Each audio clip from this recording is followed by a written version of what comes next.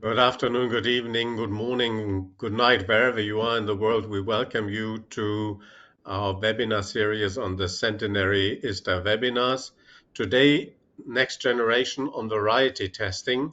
But before we start, I would like to hand over to our President, Keshavulo Kunosot, to say a few words.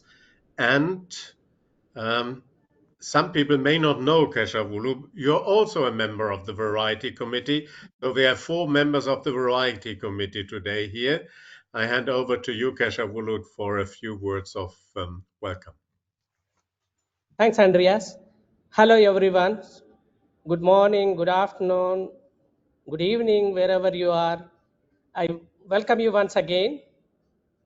It is truly a pleasure to see all of you here for this wonderful webinar on next generation on variety testing. Of course, I could see the many numbers here. So today, participants, I am delighted to see you all today. We had an incredible turnout. I would say the more than 250 enthusiastic participants joining our webinar. I am sure that the diverse range of participants and their active participation will make the session highly interactive and enriching. As you all know, ISTA has successfully completed a remarkable 100 years of its journey, making a century of excellence in seed quality assurance. Our grand celebrations in Cambridge, United Kingdom in June 2024, in the place where the ISTA began its journey in 1924, was an outstanding tribute to this milestone. In the past 100 years, the ISTA has been at the forefront of global seed and food security and a leader in developing and promoting the robust science-based, need-based seed testing methodologies across the globe. With ISTA's second century ahead of us, we stand committed to continuing ISTA's legacy while adapting to the ever-changing needs of seed industry worldwide.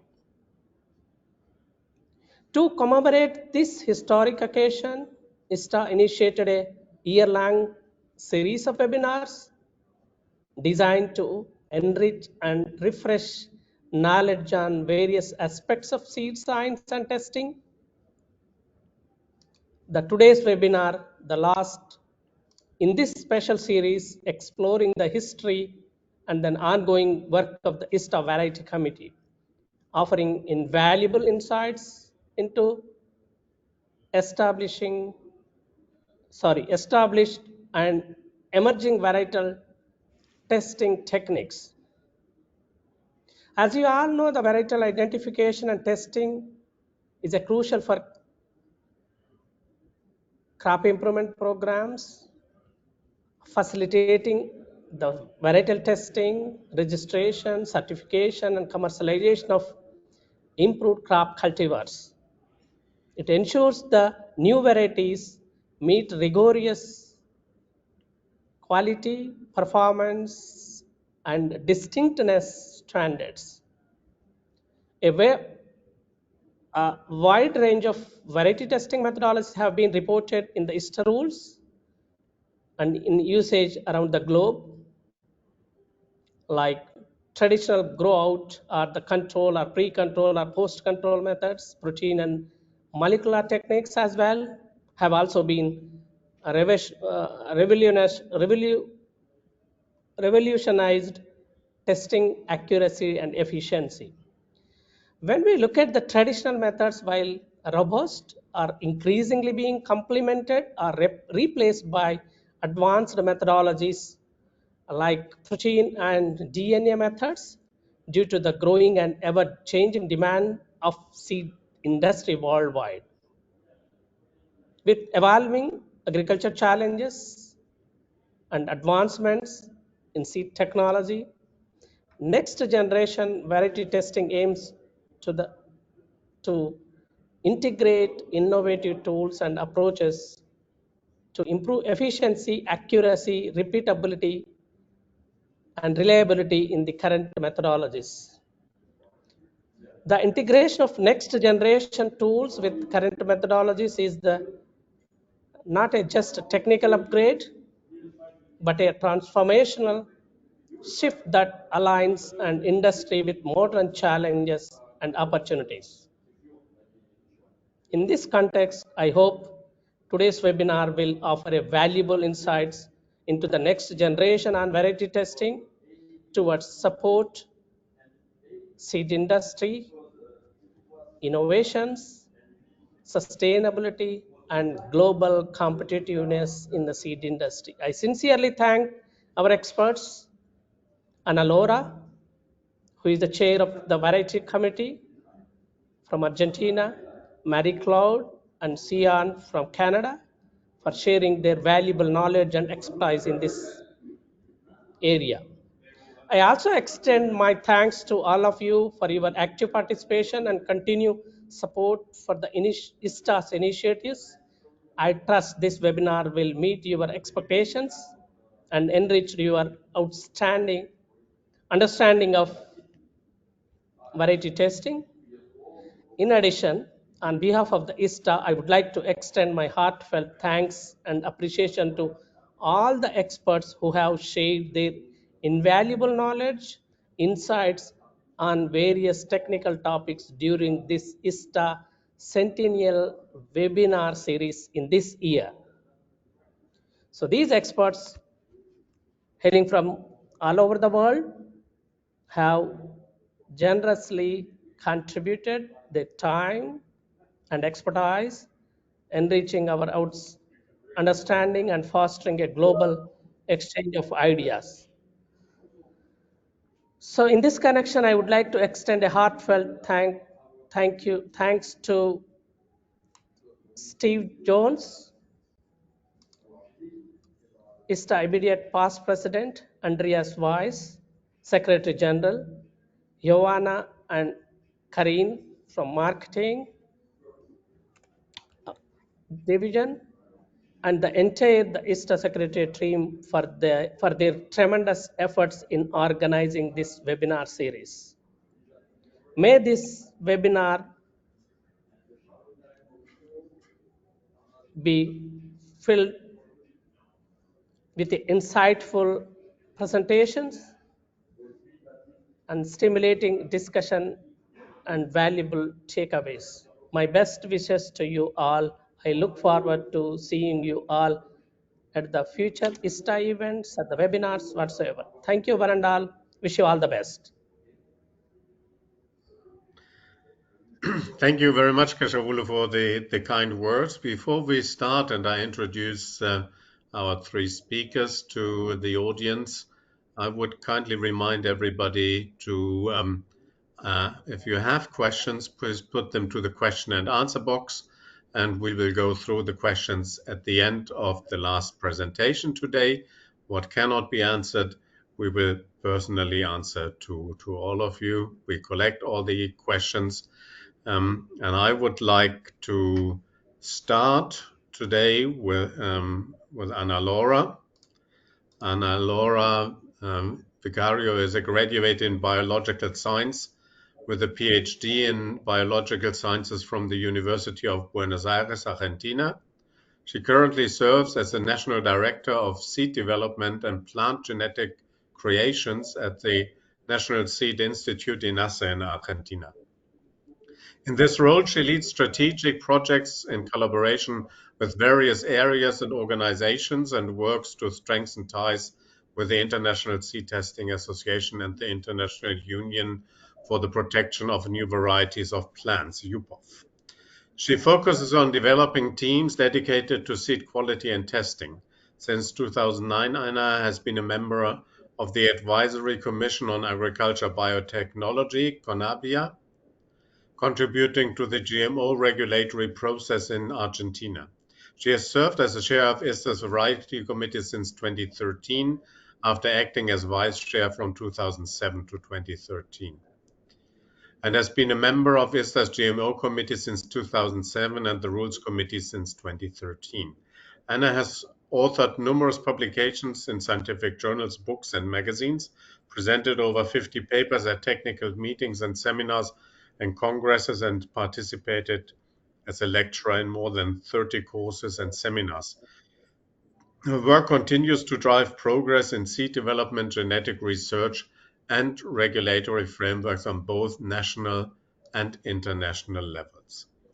Anna Laura, I would like to hand over to you for the first presentation and would kindly ask my colleagues who are online here in the pictures to close their cameras as well and mute.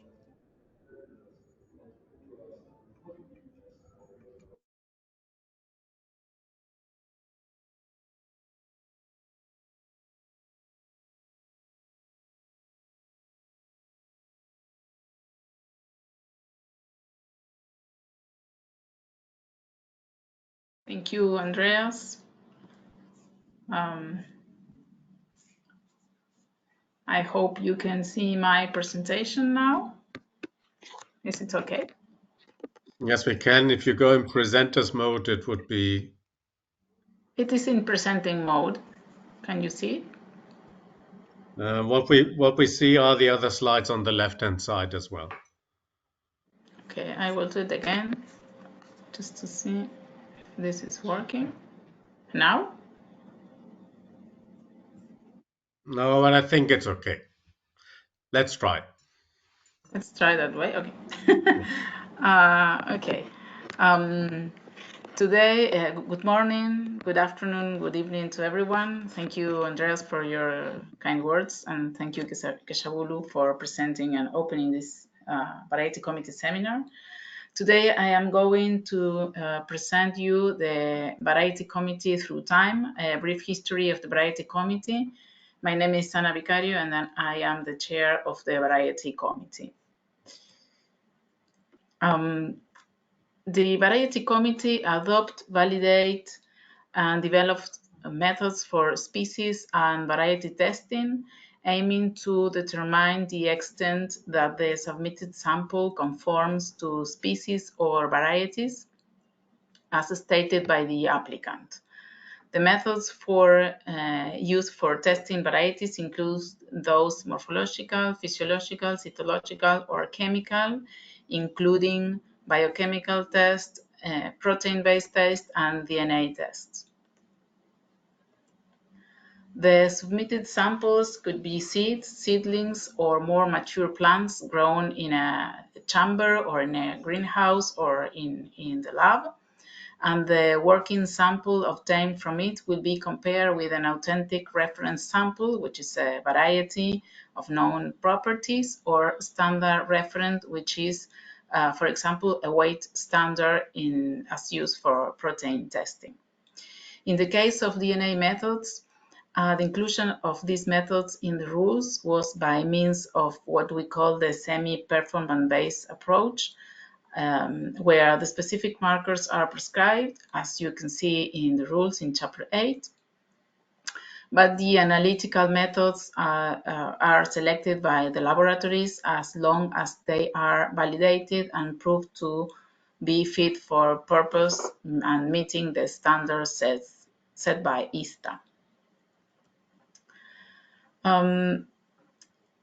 Here we have a timeline of our Chapter 8 and Anna, just a our... quick, we are still on slide 1, what we see. Sorry. Okay, I will try to do this again. Maybe if I will stop sharing. Can you give me the sharing permission again? So I will try to...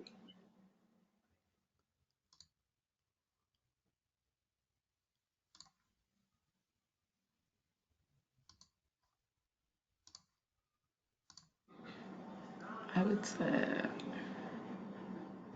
okay, I will share the entire screen. Sometimes this works better. I'm here. Can you see this now, the timeline? Yes, we see the timeline. Perfect, Anna Laura. Okay.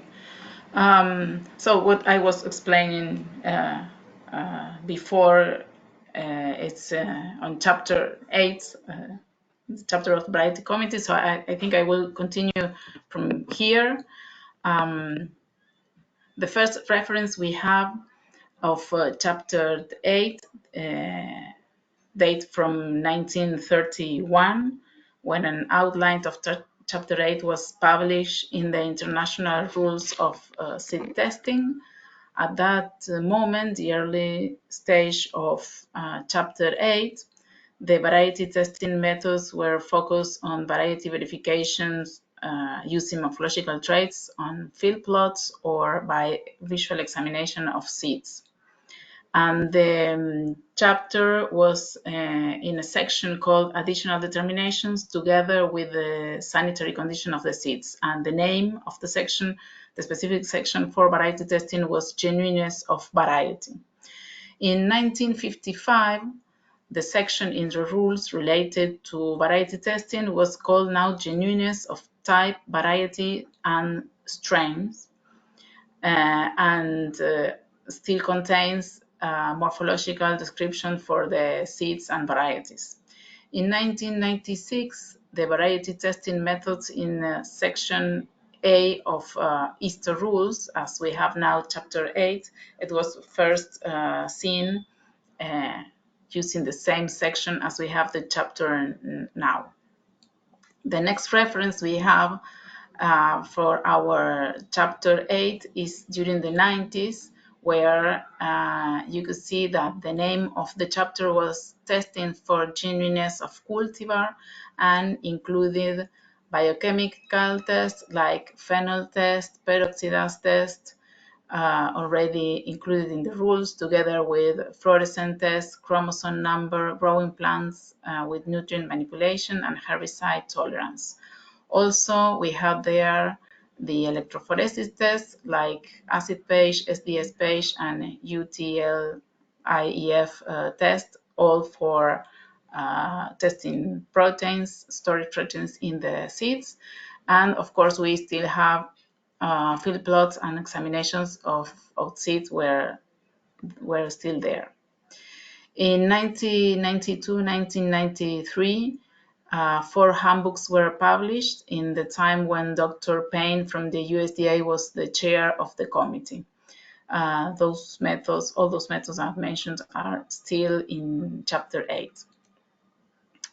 Time passed, and in 2007, during the Iguazu Falls ISTA Congress, a new mandate was raised for the Variety Committee, and this was to include the DNA-based methods in the rules. At that time, Berta Killerman was the chair of the committee, and together with a group of crop leaders, the DNA work started. After a long validation and approval process, in 2017, the first DNA-based method was included in the rules for the crop wheat, and in 2018, the second one with maize.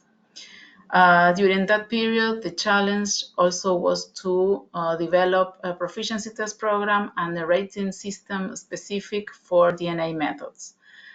For achieving this, the Variety Committee worked hand in hand with the Statistical Committee, the auditors team, and also the accreditation department.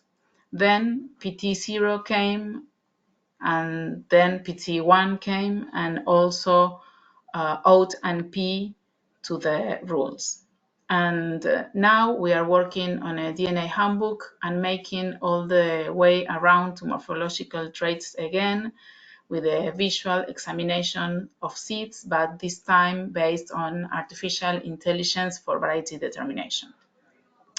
But that is today's activities, and I will leave that to Marie-Claude. But before giving her the floor, I would like to thank former chairs and vice chairs that contributed to the development of this so beloved committee, and to those that nowadays commit to its continuous evolution. Thank you. Thank you, Ana Laura. We have a few members of the committee also online in the attendees. That means great interest, and what I saw that the methods you mentioned, which are in the rules, are widely used, and as the ISTA delegate to the OECD seed schemes, I can say by most of the authorities of the seed schemes. So very helpful tools for seed in international trade. I would like to invite now Marie-Claude Gagnon.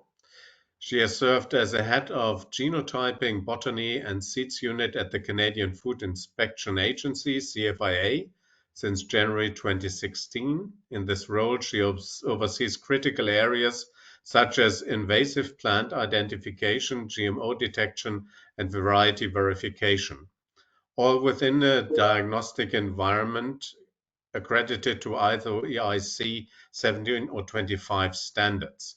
Her leadership extends to operating the CFIA's Central Sequencing Service, where she drives innovation by spearheading research projects aimed to developing advanced molecular assays for variety verification, enhancing the capabilities of genotyping, botany, and seeds units. In addition to her national responsibilities, Marie-Claude contributes significantly to international initiatives as the chair of the ISTA Variety Committee, a position she is holding since 2020. Her expertise and dedication to advancing seed science and diagnostics play a pivotal role in supporting regulatory frameworks and fostering innovation in plant health and genetic analysis. I would like to hand over now to Marie-Claude to give her presentation. Thank you very much.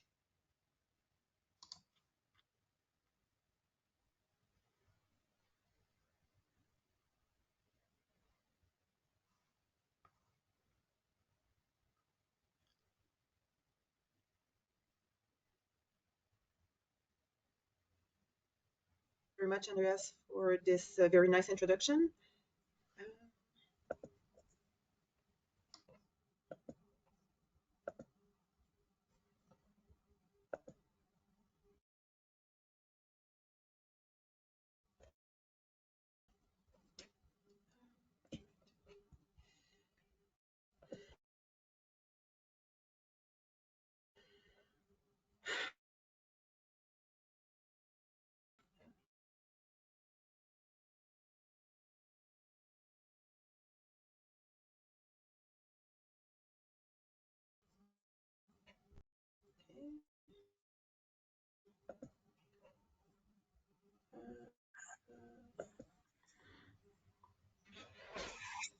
Is it? Now we see. Yeah, now it's better. Sharing, like, do you see my presentation? We see the presentation, but not in presenting mode.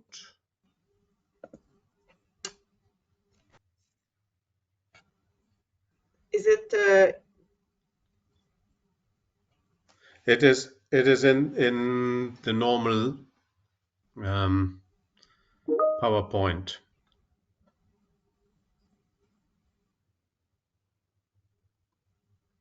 So do you see?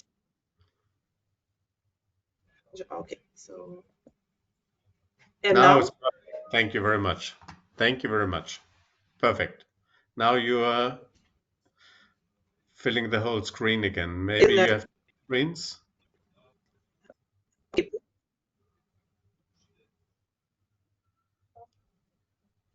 Sorry. Okay. Can you send me the link again for sharing the screen? I'm sorry.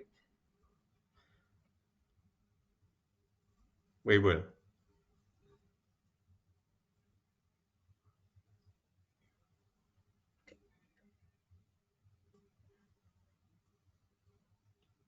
I'm just waiting on. Okay, perfect. Okay, good.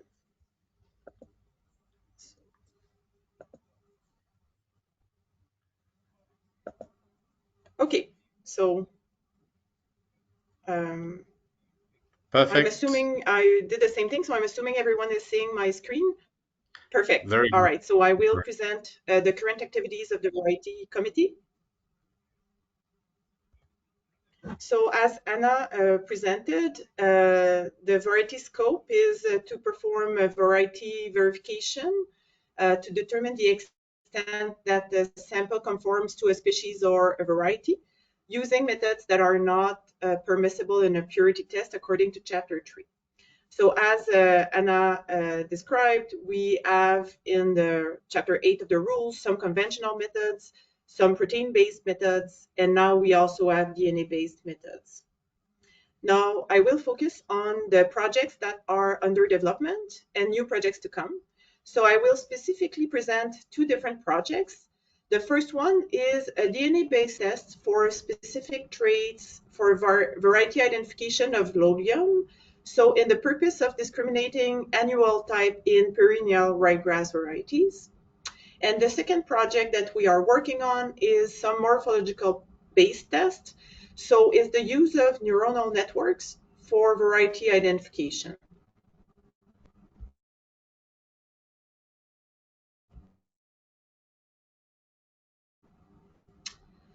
So the purpose of the project is the developers for detecting annual. The project leader is Giovanni Lopez from the Advanced Technologies Committee. And it's a collaboration with Sean Bushman from the USDA. So Sean, for this project, has sequenced genome of annual, also developed 10 different single nucleotide polymorphism as markers to allow the discrimination of annual and perennial. Danielle Curry from the Oregon State University as a collaborator. So Danielle provided seed sample for marker validation and as well as technical support. So the work that's been performed in this project so far, so we did 4 different rounds of tests for marker development and validation. The first round of testing was done using 4 different SNP markers, and the CASP, the markers were developed annual and perennial ryegrass varieties. However, the discrimination was not discrimination power of this type of methodology was not necessarily 100% satisfactory. So we decided to go with a second round of marker development, this time using TaqMan real-time PCR technology. So the TaqMan PCR markers revealed to be more discriminatory than the CASP ones. So we decided to pursue with a third test. So testing these markers on a larger set of annual, perennial, and hybrid seed samples. So this test performed well. So we went on a 4th round of tests, this time on spike samples. So this test is undergoing. And we will also hopefully do an inter-lab comparative test with the best markers in the months or year to come. So here, I just wanted to present some results that we got with the TaqMan real-time PCR assays. So this is the result for one marker. So on the x-axis, you have the number of cycle, and on the y-axis, you have the fluorescence units. So the perennial here results are shown by the blue curves. So that's the CT values obtained for pure perennial varieties. Then at the far right, you have the markers, the results for pure annual ryegrass. And in between, you have like different curves that represent different contamination of annual ryegrass in perennial ryegrass. So different percentages of contamination. So as you can see, we have a good discrimination at different level of contamination. Here is another type of results. So it's results from a larger test that was performed on a larger set of annual, perennial, and hybrid seed samples. So the results presented here are the average CTs that were obtained with 8 bulks of 50 seeds. So on the x-axis, you have 12 different perennial varieties on this slide. And on the y-axis, you have a CT value. So the FAM fluorophore, represented in blue here, is for the annual ryegrass, like the marker for the annual ryegrass. And the Vic fluorophore is represented in red in this slide, and it's for the perennial ryegrass. So as you can see, we tested here, it's the results for perennial varieties, and you can see that the fluorophore for perennial ryegrass is clearly lower than what we are obtaining for the annual ryegrass. So very encouraging results. So as I said, there's more work that will be performed. Hopefully the results will be as interesting as what I've presented here. Now I would like to talk briefly about the use of neuronal networks for variety identification. So that's a work that's performed again with a member of the Advanced Technologies Committee, so Mylene Martinez. So this method is used in 3 different countries for wheat and 15 different countries for barley. So for barley variety identification. So as you can see, you have a grid where like in each of the little slots there. And it's the method is taking some pictures. It's been trained before, so it's able, based on the pictures and the previous training, to categorize seeds into different varieties. So to see how this method was performing, we ran a spiking test and also a repeatability test. Also, we requested some advice from the statistical committee to see how we could improve, get comparable results, and they suggested to run the spiking test in a different laboratory for checking robustness, repeatability, and reproducibility. So this second test, I'm pleased to say that it has been completed and the data is with the statistical committee for analysis. So here's a brief example of the results that were obtained for the spiking test. So basically the spiking test is you're starting with a grid with seeds of like 100% the same variety.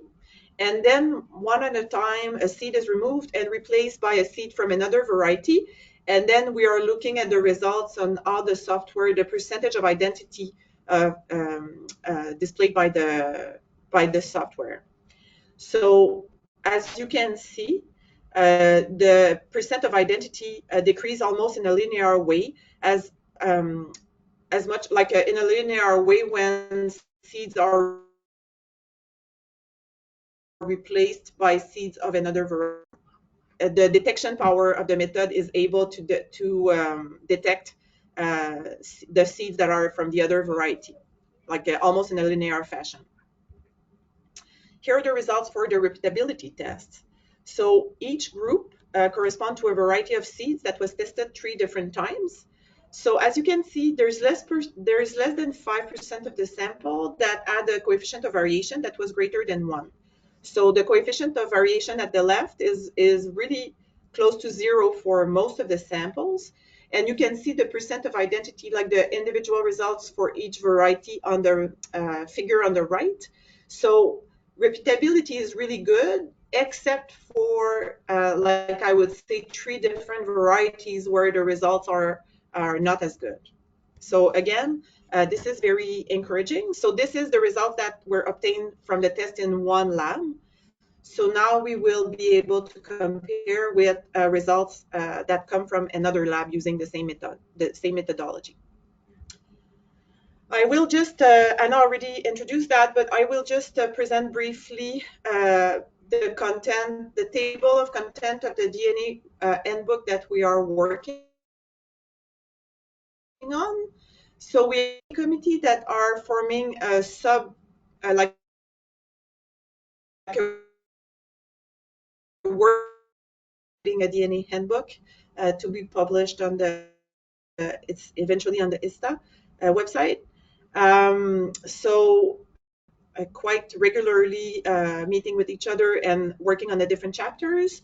So the work is like a first draft of the handbook very soon.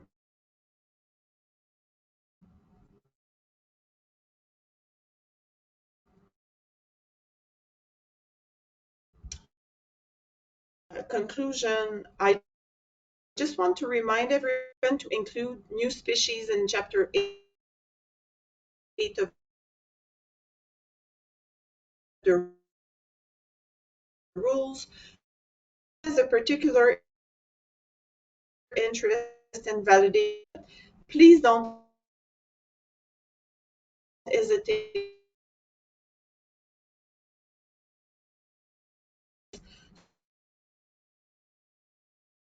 So here's the uh,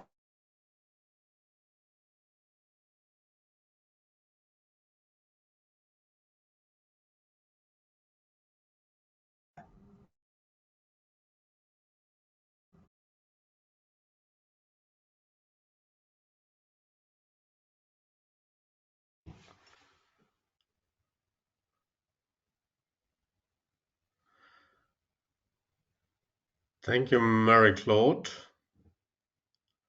for the presentation.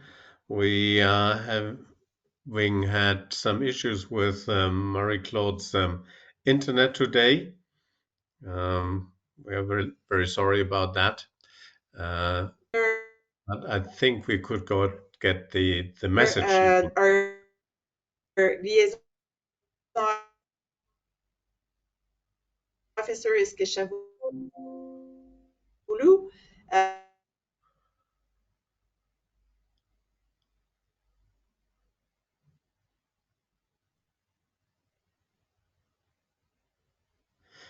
Yeah, the road to Canada seems to be a little bit bumpy today, but we know that there are other colleagues coming as well, and they don't have that problem in the moment.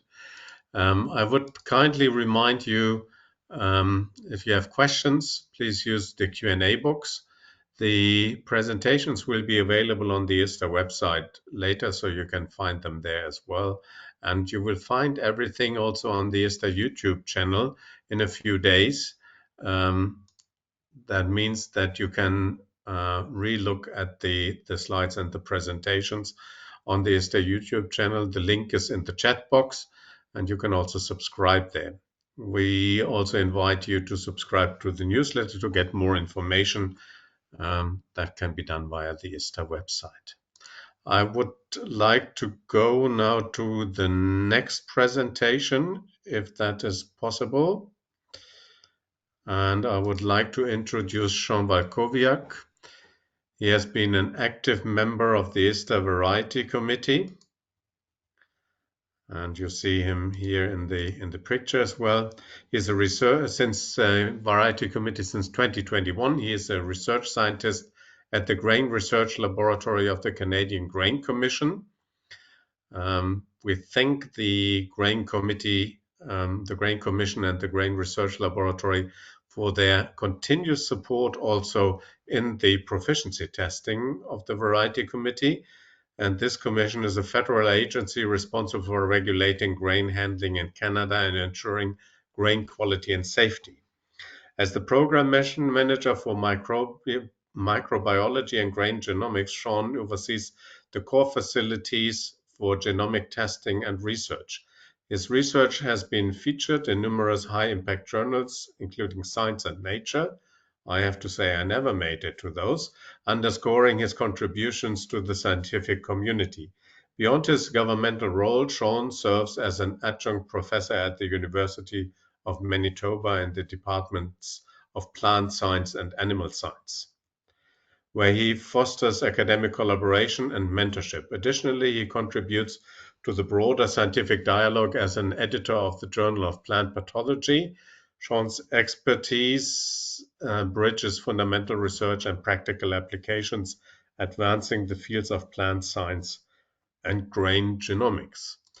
Sean, the floor is yours for your kind presentation. Thank you very much. Yeah, thank you for the kind introduction and for the opportunity as well to share the work that we're doing with ISTA. And I'd also like to thank my predecessor, Daniel Perry, who some of you may have known, who was previously in the role and supports, as he mentioned, the proficiency testing for wheat, and has done a lot of the pioneering work in developing methods for DNA-based method testing for wheat and barley. with the barley method going through ISTA approval as well. So I'm going to take my presentation a little bit further back and speak a little bit more philosophically, I guess, about some of the methods that are being used, as well as provide some more graphics as to how they're working and technically. Looking both from the past and as well to the future. And some of these future methods, ISTA has been very proactive in being integrating some of these new methods into the ISTA rule books. So as mentioned, one of the earliest methods used to identify varieties was based on the physical characters, and historically this was done often by the plant itself based on its agronomy or some of its physical features. For example, an image of wheat is shown here and it might have awns, or it might be a certain height or something like this. And these features were used to describe the variety, but one of the challenges is after that crop is harvested, we have seeds, and those seeds can't always be linked back to the plant themselves. So there's a very keen interest to be able to identify the variety not based on the plant, but based on the seed itself.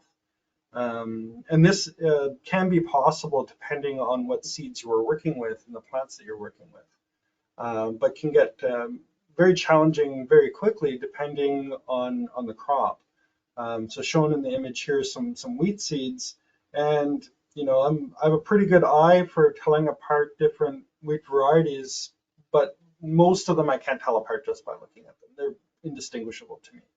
There are very well-trained people that can perhaps tell these things apart, but with my eyes, they don't work as well as they used to be, and I can't tell them apart. What we really need are more, I guess, objective tools that can uniformly assess seeds and be able to identify their variety, either from the plant or the seed, regardless of tissue. And this is where some of the molecular methods have become very, very helpful due to their high accuracy, as well as their universality in terms of being able to test different tissues and still be able to determine the variety. So some of the early molecular tools were based on protein analysis. These were quite popular, especially in the 1980s. You can basically just grind up the seeds, and based on the level of proteins that are present or the presence and absence of them in the seed, you can determine what the variety is, and you do what's called electrophoresis. So you basically extract the proteins using a chemical extraction, you load them into a DNA gel, and then the proteins will separate based on size, and based on the pattern that you see of the size of the different proteins that are present, you can identify what the variety is. So this gel here, for example, you see some different banding patterns in these ones in the far right versus the ones in the middle, and it's likely because these are different varieties. One of the inherent limitations of this method, though, is that you can only look at what's present in the sample that you're looking at. So if there's a protein that's not being expressed or present in the seed, you're not going to see it in the gel. You can't use it as a discriminatory factor for separating up the different varieties. Likewise, if you're growing in a drought or high moisture condition, or there's disease, it could affect protein levels, and then the proteins present might not be necessarily stable even within a variety across different environments and these types of things. So in the 1990s and early 2000s, DNA testing really took off, and now the tools have gotten so advanced that you can actually get entire genome information relatively quickly and cheaply. Maybe not so cheap as to have it being conducted for routine testing, but you can definitely capture the genome of a crop for a reasonable cost. And to give you an example of how quickly this has evolved over time, when I started working with genomics, the cost to sequence a microbial genome was probably the same cost now to sequence a wheat genome. But even less than 10 years ago, maybe 5 or 6 years ago, the wheat genome was being sequenced by a consortium of scientists from around the world, and I wouldn't even dream to imagine what the cost of that project would have been, probably in the tens of millions to even over $100 million, and requiring many scientists from around the world. Now in my lab, we have the PacBio sequencer shown here on the right, and we can pump out genomes every week for, a fraction of that cost. Talking, tens of millions of dollars, you're talking values in the thousands, which is, much more reasonable, but again, not maybe ideal for routine testing. But the idea is that once you capture that entire genome, you can then compare them and then find DNA differences and use targeted testing to use those to discriminate those. And those targeted tests can be, a few dollars and can be done very quickly. And now there's genome information for, and I use wheat here as an example, thousands of wheat lines from around the world with high quality genomes for many representative lines from around the world, as well as, thousands of ones that are represented at, lower amounts of data, but still enough data to be able to design targeted tests to distinguish these varieties, even on a global scale. And the targeted testing that I was talking about, this is really based on a technique that came out of the 90s, which is called PCR. And the idea is that, all cells will have the DNA present, and you can copy the DNA being present in that cell using this technique. And you basically start with a very few copies of DNA, but after running the cyclical method, you can end up with millions of copies by the end of the reaction. And you actually have enough DNA in that tube for that region that you've targeted to be able to visually see it on a gel or examine it through dyes or other methods. So in the example here, we have two varieties. One is this red piece of DNA and the other one this purple one. And the test would be targeting it in both of these varieties, but you can see the purple one here is a little bit longer. So the DNA fragment that's going to be at the end of that reaction is a little bit larger in its size. And then what we can do is we can run DNA gels to be able to identify those two different fragments based on their size. So some of the earliest methods used for DNA testing are these size-based DNA markers. So basically you're using the PCR method, and then you're separating them either on a gel, and then you can see, for example, on the left here, this is a barley variety Metcalf, and then here there's a barley variety Stein, and there's a few markers that are very different in their size, and we can use these as discriminating factors to separate these varieties. And in a practical sense, you might be many kernels or seeds of grain, and you can identify each of the varieties that were present based on the pattern of the markers that you're running. And often you'll not just run one DNA test, but you might run a panel of 5 or 6 different DNA tests, and the pattern of those might be unique to the varieties that you're looking for. The advantage again of this method is it's very accurate, and it has a reasonable entry cost. The PCR method is not too expensive to implement, even in developing nations.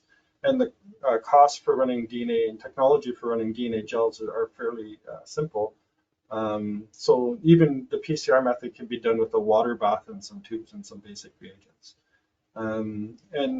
There are some methods that have increased throughput as well than running DNA gels. So for example, in Mary Claude's lab, they have capillary gels where they sort of automate things being running in a 96 well plate, and you can assess many markers much more quickly in ways like that. But when you're running it through a capillary, you're using the absorbance of the DNA as it's passing through the capillary, and you get something that looks maybe a little bit different, but you're still sort of sizing the DNA, and you're getting sort of the intensity of the signal that's going through the tube as it's passing through the capillary. So it looks a little bit more like this, where you get fragments of different size, but you can still size them in a much high throughput way. I'd say the size-based markers, while they're still very helpful and the entry cost is a little bit lower, the throughput is perhaps not as high as some of the tests where they're looking for individual DNA differences, which you can detect with DNA dyes. And these are these sort of quantitative PCR methods that Mary Claude was presenting for the annual and perennial ryegrass use these types of methods. And basically you're targeting an individual difference in the DNA, and depending on which version of the DNA you have, you'll exhibited dye that's corresponding to one version of the gene or target or the other. So this has much higher throughput because you're not requiring to run a gel or run it through a capillary. You can just look at fluorescence directly from a tube. But the instruments required to do this are maybe a little bit more expensive. So the entry costs are maybe a little bit higher, but you sort of make that up for in throughput and lower operational costs because the cost per sample will start to go down. And another advantage of this method is you can design it in specific genes of interest that are specific to traits.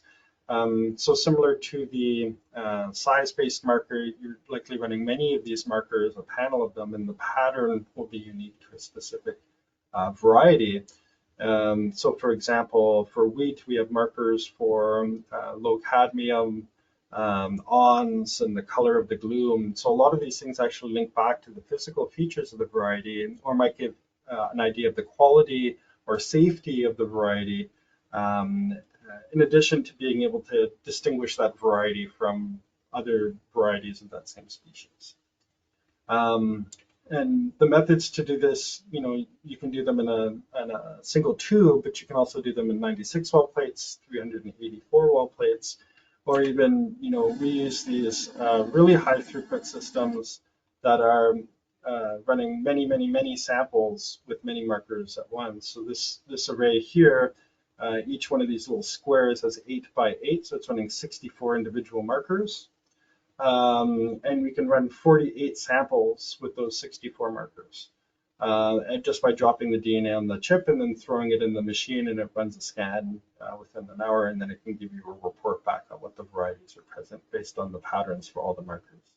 This one is sort of similar in concept, where it's 72 markers by 72, so that's actually running 5,200 DNA tests all at once.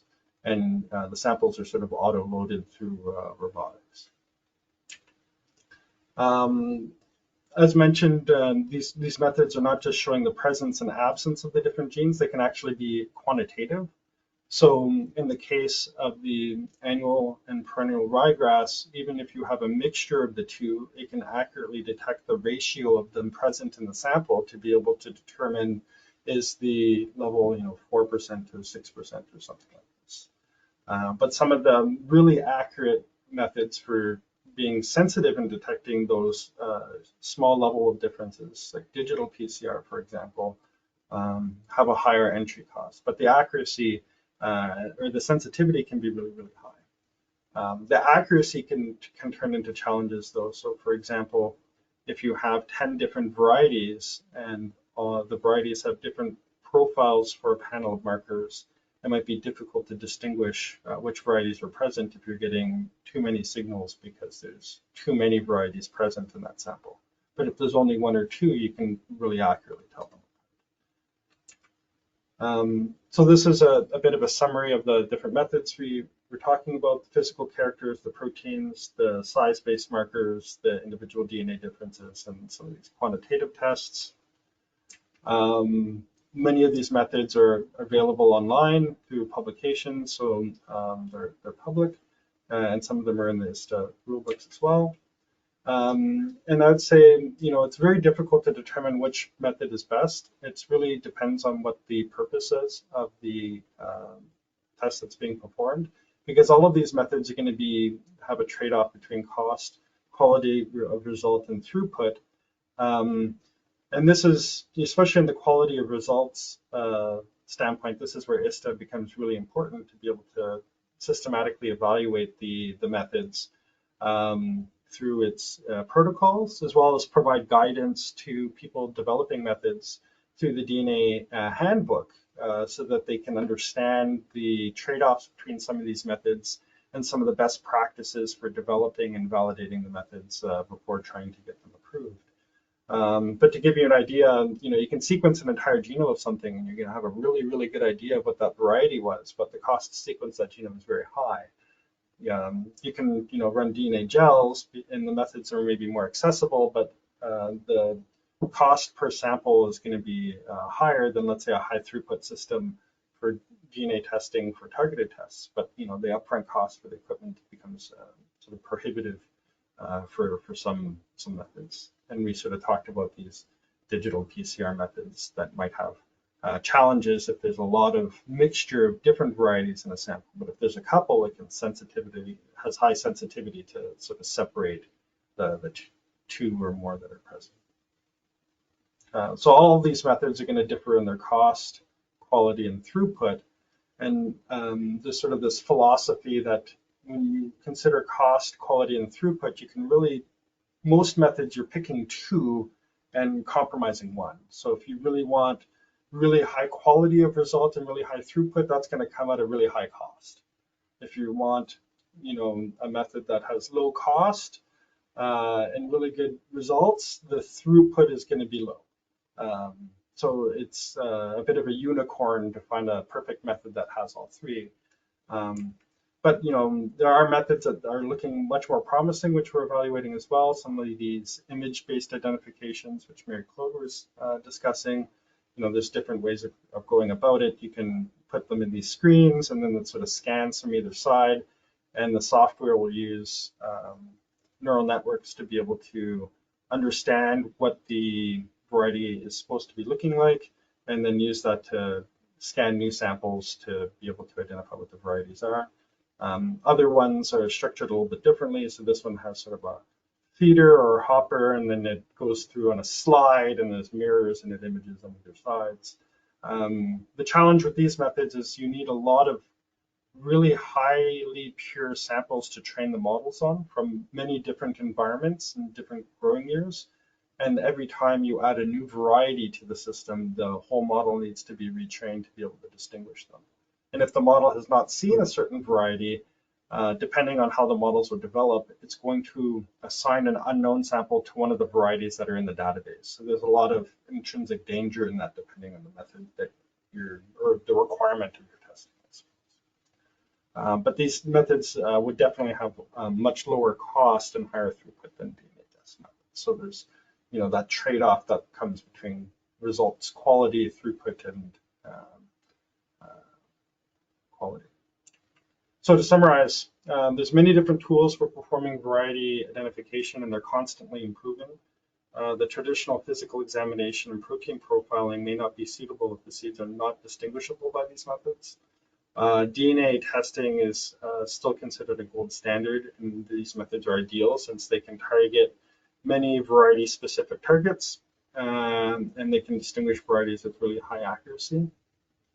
And all of these methods will differ in their cost, quality, result, and throughput, and this is where ISTA has a really important role in assessing the methods and providing guidance through things like the DNA handbook that we've been working on. And I'd like to end by thanking you for your attention and for the opportunity to present here. I think we still have a couple minutes left for questions, so I'll stop there. Thank you very much, Sean and Marie-Claude and Anna for your presentations. You're right, Sean, we have a few minutes time, but I don't see questions yet in the question and answer box. So we can wait a few minutes or a few things. There is a raised hand. If you want to ask a question, please put it in the Q&A box. That was the easiest. Even if we cannot answer it now, it will be answered later. And again, this session will be made available on the ISTA YouTube channel. And I may invite also now Anna Laura and Marie-Claude to open their cameras. One thing that Mary-Claude was mentioning, but perhaps was cut off due to the connection, was that we're always evaluating new methods. And in her slides that will be shared, there's the information to contact us should you want to have your methods assessed or approved. Yeah, thank you very much for that information. I still see no questions. Either you overrun everybody or everything was so good understandable that there are no questions coming up. In any case, if you have questions to the Variety Committee itself, go to the ISTA website, and you will find the details there to contact the Variety Yes, Committee. The they only can thing contact us. Mhm. the only thing I see now is a thanks and some clapping hands. And I would like to thank all of you for your presentations. And that was really a nice last webinar for the Centenary webinar session. We will have more webinars next year. Please follow on the ISTA newsletter. You will get all the information you need. There will be a number of webinars also next year. For this centenary webinar, Keshavulu did thank Steve Jones, the immediate past president, because he organized all these webinars. And I personally thank him as well. I only hosted them. So the main work was done by Steve, and that's what I thank him for.